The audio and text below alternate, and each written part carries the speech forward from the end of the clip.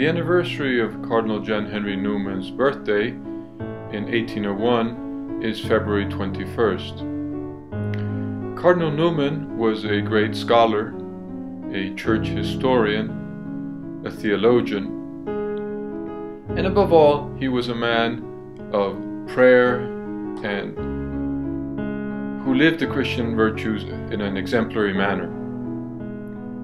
As we think of Newman, it is good to understand that Christian life is much more than about knowledge. In fact, in one of his early sermons, he spoke of the importance of doing, not only knowing. And he quoted words of our Lord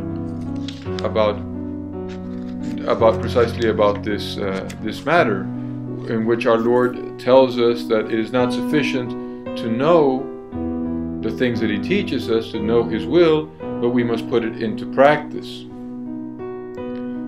And he tells us in another of his parochial and plain sermons, in fact the first one, titled Holiness, the necessary for future blessedness, he tells us how without striving for holiness, without responding to God's grace, man will not be happy in heaven. Man will not be able to attain heaven. In that sermon, Newman says that even if a person who did not live a holy life was admitted into heaven, he would not be happy there, because he would not be able to love God. He would not have the habit of loving God.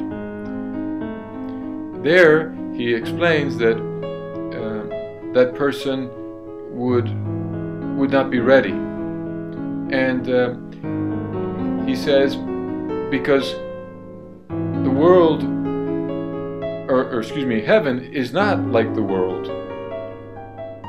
He gives the example or the analogy of heaven being like a church where one goes to pray, to worship God, to listen to God. And if someone here on earth is not happy or pleased to be in the church and to pray, well, he will not be happy in heaven, where the saints adore and worship God continuously.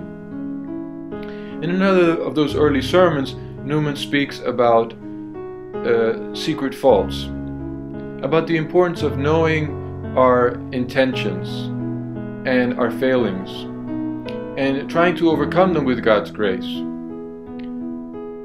And in another of these early sermons, he speaks of the importance of living self-denial, denying ourselves in small pleasures, innocent pleasures, and denying ourselves in things that are wrong, so that we can please God, so that we can know Him and serve Him.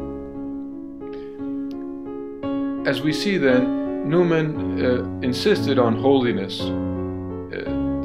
as a requisite for attaining heaven. And in my biography of Newman, Passion for Truth, The Life of John Henry Newman, I tried to emphasize how Newman was not only a great scholar and a great writer, but he was a man of faith, a man of prayer, and a man who not only taught people about virtues, but who himself practiced those virtues.